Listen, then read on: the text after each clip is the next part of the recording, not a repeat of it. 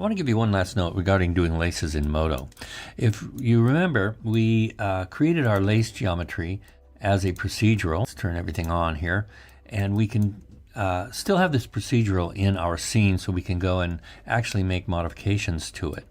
And you remember, we froze this lace geometry out as standard Modo geometry, so we can continue to make changes using the standard direct modeling tools if we want.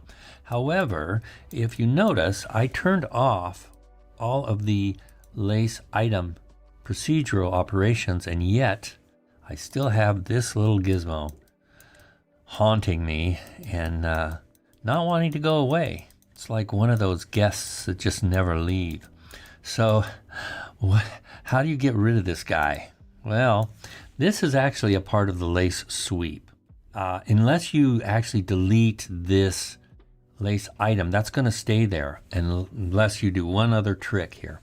If I go to the lace sweep item here and go to its channels, and the channels are all the attributes to this particular item that can be edited and whatnot.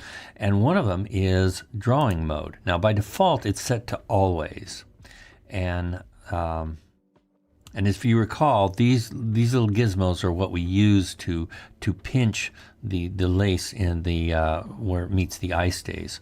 So we want to just kind of hide those. We don't want to really get rid of them, just kind of hide them. So you go to the drawing mode where it says always, go to selected. Now if I move my selection off of that, those disappear, those go away.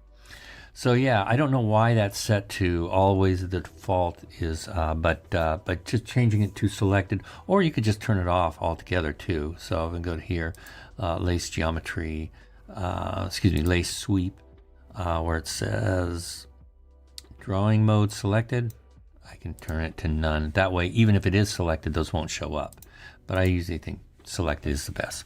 Anyway, that's a little caveat I think will be helpful. All right.